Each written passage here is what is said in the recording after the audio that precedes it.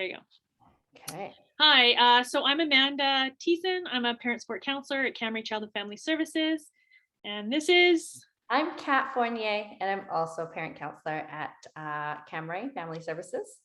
And we're here and to talk to you about sleep yeah, or the and lack thereof. yeah, Sleep. we were just talking about like when we talk about good sleep, what are we talking about? Because Kat, I want you to kind of explain some of the things you were saying about good sleep and kind of your concerns with that. Well, I'm the parent who, when you hear good sleep and you hear the steps to get your kid to good sleep, I'm a very good step follower. But because each kid, mine included, are so individual, when my child doesn't show up as a good sleeper, I get really frustrated. And I start to resent the sleep situation and the fact that it's not working the way it's supposed to. I'm a very like, oh, it's supposed to be like this. And so for as a parent of two small kids, I need the freedom to know what good sleep looks like in my own family. So it can't follow a book too rigidly. It really has to be a blend of what are all our needs and how do we get those met through sleep.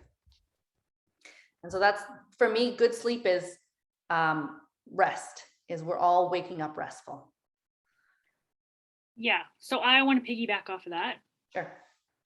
So when I talk to families about sleep, I'm a systems thinker. Mm-hmm. So I look at the family system Mm-hmm. and I look at who's it working for and who isn't it working for. Mm-hmm. So, for example, we know from research, this is Western research. So, this is research within a Western culture. This is US research. So, it's really specific to the US culture. Um, but that research has found that parents who co sleep for more than 6 months have more difficulty with mental health. So, sometimes as an indicator, or parents will struggle more, specifically mothers, because it's usually mothers who are doing the co sleeping for the nursing. Um, with postpartum depression. Mm. And it also reduces the quality of the spousal relationship and the ability to co parent. Mm. Okay. So, what I look at with families is what's working for you. So, sometimes co sleeping is actually working for parents and it's very cultural. At Camry, we have many, many cultures that come through. You know that, right, Kat? Mm. So, it's very cultural and it's very individual to your family and what actually works for your family. Mm. And to know that if you are co-sleeping and it's working for you, make sure you're attending to your mental health. So when we're talking about good sleep, we're thinking about parental mental health, we're thinking about quality of relationship, and we're thinking about how kiddo's doing as well. Mm-hmm. So we're Can you thinking about all those parts. can you expand a little bit on parental mental health? Yes. Because I find that that's hard to do when the parent isn't getting the sufficient amount of sleep. And so we're Right. on. So sleep is like one of the main things you can do for your wellness. Lots of people know that, but it kind of gets pushed to the side. So we don't really spend a lot of time thinking about that. I often get people in my office who, well, I'm going to say mothers who are struggling with anxiety or depression. And one of the first things I look at is how much sleep are you actually getting? Because if you're waking up every 2 hours and you've been doing that for like a year or 2 year or however long, like Mhm. you're not going to be functioning well and Mhm. you're going to be experiencing a lot of like emotional pain, memory loss, difficulty dealing with things that before maybe weren't very hard for you to deal with or even weren't even on your radar. Yeah. And that's actually can just be about, it's not always just about these things, but that's kind of a first place to look is sleep. So Kat, I have a question for you. Yeah. I'm wondering what your journey with your kids has been like with sleep. So I get a lot of parents, the main conversation I have with parents is how do I get my baby, like my infant, to sleep on their own so that I can get some sleep? Yeah. So I mean, when we had my oldest, who's now 9, Mhm. um, we sleep trained her. And sleep training in our house looked like a blend of attachment soothing and also allowing her some strength-based techniques to soothe herself. So we did a blend of, we put her in her own room at around 6 months, and we put her in the crib awake, but we kept a consistent routine and we kept a consistent time of the day. And so we just met her cues. So if she was tired, she would fall asleep, and that happened, and that was glorious. That no longer happens. And when she didn't, it would really be checking in. My husband and I would tag team, and I know that that is also a privilege. Like, not every parent gets the joy of being able to tag team with someone. A lot of people, mothers specifically, are the sole person putting their kids to bed. And if you're the sole person, it gets so exhausting. And so we would check in to see, we would do the three things. Is she hungry? Is she wet? Is she uncomfortable in any sort? And we check those off first. And I think it was not so much sleep training for her, but sleep training for us as parents, to feel like we had some control over this ethereal sleep situation, right? You have a baby, and everybody, the first question they ask is, oh, how are they sleeping? And so some parents are like, oh, my baby's sleeping great. And then there's the parent who is like 99% of the rest of the population who says, my child doesn't sleep very well. And I think it was more of a mental game of wrapping my mind around, this is just what sleep looks like right now.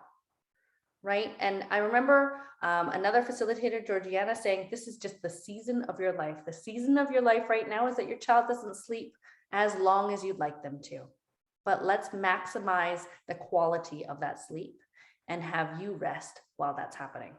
Mm-hmm. And so I kept that in mind. And then we had a second one. And that was interesting. And then all the sleep training went out the window, because they're two different people and they slept differently. And so it was just, I think, meeting their needs and meeting my needs and doing the best I could with what I had. So what did you do differently with your second one, would you say? Because I think it's a really important point you're making, Kat, about like how different kids require different things, and different kids are going to respond to things differently, right? Yes. So there's a joy and a curse of being a parenting counselor, in that you know a lot, mm-hmm. but it's hard to put that all into practice, especially when you don't have a lot of sleep, and when you're feeling the emotional toll of parenting. And so we tried to keep things similar. So when my youngest was 6 months, we put her in the same room as my oldest daughter, because they needed to share at the time, because we didn't have room. So we kept my oldest daughter's room the same. So her bed was the same, in the same location. We kept the same things for her so we could secure that the transition would be easier for her. And then with my youngest, we put her in the same way, put her in awake but tired. And then crossed our fingers. Yeah. And she was a lighter sleeper. And so she would wake up to sort of every little pin drop. But luckily my oldest was not. So it was a little bit easier. I could nurse my younger one in the room while my older one stayed asleep. We did keep a small nightlight so that it was consistent. I didn't keep the light, I didn't turn it on and off and on and off. So we just kept a nice low nightlight where I could nurse and then put the baby back in the crib. And then just sleep trained her the same way, in that we allowed her to have some time on her own to sort things out for a little bit. And then we would go in and rub her back and just comfort her when she needed it. And that doesn't work for every family. Totally. And some families need to separate their kids to be able to have the kids sleeping better. And it's turning out that as my kids get older, I think that they do need their separate sleep spaces. Even though they sleep well in the same room, I think for health-wise, they need to sleep separately. Mm-hmm. And so that's, I bring that up because sleep is not a one-time situation, totally. Right? What I'm learning as a parent is that it grows, it ebbs, it flows. It's based on where they are developmentally and physically growing. Mm-hmm. And so for me, it's about the flexibility. It's about letting go of expectations and having a loose idea of what sleep looks like right now. Mhm. Because I think when we're too attached to something, it makes it hard. Yeah, totally. I And think that's a so, big myth, right? Is like that you do this sleep training or whatever, and then that's like that okay, your it's sleep like, problems are oh, over. Like that's not how it works because we're sleep good. changes throughout the developmental years for kids. Yeah. Sometimes they're using new skills or their sleep cycles change. So around 4 months, they start knowing the difference between day sleep or night sleep and day napping. Hmm. But that's why they recommend not doing sleep training before 4 months. Hmm. And also, FYI, you should check with your doc to make sure your baby is like at the right weight and those kinds of things before you do any kind of sleep training. Yeah. For me in my journey with my kiddo, like the key was to get her to put herself to sleep. And So say we more about that. You mean like getting her to fall asleep on on her? her own without nursing. Like I Yeah. had always nursed her to sleep, Yeah. but I was like losing my friggin' mind because she was a kid that would wake up every 2 seconds. Right. So at 5 months, I did sleep training with her, Yeah. and And I what had a did your partner sleep who training helped me. look like? What's that? What did my sleep training look like? Yeah. So I remember the whole process to getting to sleep training was pretty intense. I tried lots of things. I read the no cry method. That like totally didn't work for us. Mm. I because I feel like for me, but also I think this is a pattern I see for clients as well, is that this sleep piece is the hardest parenting thing you have to usually do in the first few years. So it can be other stuff, like if you have kids with special needs or you really struggle with feeding, there can be other stuff. But just like generally speaking, this is the hardest thing parents have to do. With her, I did the attachment based sleep training. So one of the models I used was my sister, who did the like shut the door with the kid in the room crying thing. She had kids way before me, and I was like, I don't want to do that. Like that feels really bad to me as a parent and Yeah. really like distressing for me and my baby. Right. So we had a routine going. So routine is a really good way to let your kids know that like it's time for bed. It Yeah. lets them like sleep as a process is another thing. So it's not like any of us just lay down and go to sleep. There's a whole process that happens for most people Mm. and for kids too. So we always had a routine. And then I would nurse her not to sleep. I would nurse her at the beginning of the routine rather than the end of the routine. And then we would do our singing songs and blah, blah, blah. And we always did like blackout curtains, white noise, all that stuff because we live in row houses. Mhm. So it's always noisy where we live. Mhm. And then we put her in the crib, and my partner would stay, or I would kind of go in and out because it did involve lots of crying. Like I'm not gonna lie, it was lots of crying, Mm. but sorry, that's my light. But we stayed present for it and comforted her. So we didn't pick her up, but we'd pat her, talk to her, let her know we're there. Like you didn't want it to be a traumatic experience, right? Like you want your kid Yeah. to have like a positive experience. Yeah. I think there's many ways to do it. I didn't have a lot of the training I have now. I Mm. think that worked for us. Like her after that. So it was about 3 or 4 nights of crying. So the first night was about 20 minutes. The second night was about 45 minutes, which was really, really long. The third night was about 20 minutes. Mm. And then after that, she's always been, we put her down. There she goes.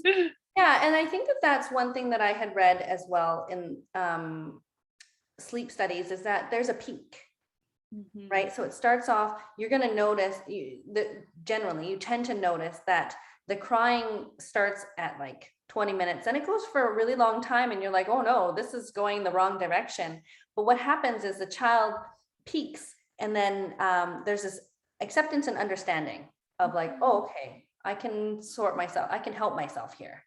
Yeah, and I think it's important to know that like she was never abandoned at any point. Mhm. And she's like 11 now. She's pretty good at sleeping. Like we go in and out, like it's not a linear thing. But overall, I would say she sleeps well. Mhm. I don't know. I don't feel like there's any relational damage that happened. Like, You know, you brought up something interesting in terms of people's routines, right? Everyone mhm, has a sleep process mhm, to trigger our brain to know that it's time to get ready mhm, for rest. And you know, I think about how I was parented around sleep. And when I'm really tired, the way that my parents trained me to sleep starts to come out. mhm, Even though it's not the way I choose to parent or help my child sleep. mhm. But in those moments of desperation, my brain goes to, well, it worked for my parents You got it. and it was tough. Like my parents did the cry it out. They did the, you're not to come to our bedroom. You need to Mhm, sort it out. And this was later on. When I was an infant, I co-slept in their room because culturally, that's what we mhm. did. Um, and I find that that's the case with my kids. But what happened for me and what's happening for my kids is that now they're using me and my energy to calm themselves down. Mhm, And they're finding it challenging to find peace on their own. And mhm, so when I asked my oldest, who was having sleep troubles, you know, what helps comfort you? What helps allow you to find rest? And she's like, well, you help me. And I realized that while that's great and I can co-regulate, there's going to be situations where I want her also to be able to regulate and teach herself how to sleep. I bring that up because I'm noticing that the muscle to continue doing what is right for me as a parent against the natural way that I was raised is a really hard thing to do. mhm. To let go of the anger and upset around the lack of sleep. And even when they were babies, I still felt that resentment. I was like, oh my goodness, why won't you just sleep? Mhm, Right? Why can't you just fall? I'm so tired. I'm so exhausted. I've done everything I know how to do right now. Um, and so letting go of that and saying, this is just the way it is right now. totally. And The um, acceptance piece. the acceptance piece, right? Because I think that many of our clients are brilliant. They already know a lot of things, Mhm, right? They are already given many tools and they read a lot and they know how to put their kids to sleep. I think it's the barrier of what do I do when I just don't know what to do anymore? mhm. When I'm too And tired, right? when I'm too tired, Mhm, when my child is not cooperating with me, mhm, and I've given and given and given all day. I've done mhm. the connecting piece. I've played games, All the good parenting all friggin' all day. the things, right? I've done all the things. I've sat down on the ground. I've gone eye level. I've heard and held their emotions. I have bathed them. I've done the routine. I've done the feeding them well. I've reduced their screen time. All the things.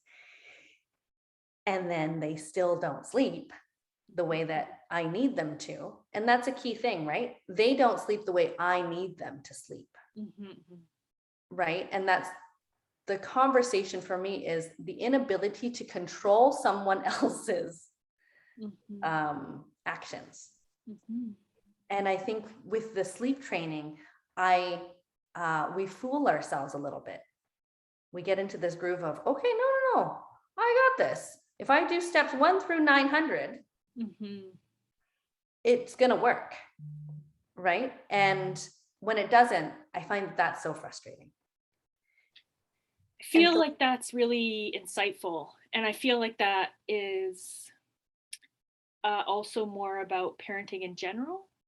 mm, So I feel like if you're listening to this and you're thinking, I'm going to try that sleep training, what I would say is just see if it works for you and your family mm, and kind of try it out. Like a lot of parenting is trying it out and mm, seeing how it resonates with you, with your kid, with your whole system, right?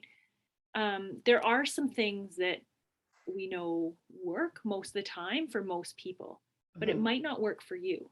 So to mhm, kind of hold some strategies lightly, I would also say if you need support around this, feel free to contact us. mhm. We're happy to support you, especially if you live in New West or Burnaby area. Um, yeah. Anything else, Kat, before we go? Um, I think just to sum it up, in that we do have the opportunity to impact our child's sleep in a healthy way. And that we can do the things, we can control what we can control, like you said, right? We could do the blackout blinds. We can do the noise machine. We can do the temperature in the room. We can do the, are we going to swaddle them? Do we not swaddle them? Those are things I think that empower parents to feel like they're being able to help their child. Because I think when a child doesn't sleep, you feel a little bit hopeless as a parent sometimes. And so knowing that those are things that you can still do, and it's about consistency, like you said. Totally. Consistency Right? is big. Consistency, I think, is the key part of sleep training. Is once you find something that works for you and your family, don't give up if you hit a rough patch, right? Just put those things back in, right? And the conditioning of the room being in the same configuration, and outside of different things like transitions of moving and a new sibling, knowing that you can help your child sleep well, and it is an ongoing journey and Yes, process. 100%. And that we're here. We're here to help. We're here to listen. And there have been many parents who have come through Camaray saying, my child hasn't slept ever, who have left saying, my child now sleeps. So for sure. It does help. They will sleep eventually. Thanks, Kat. Yeah. And Bye, so everyone. bye.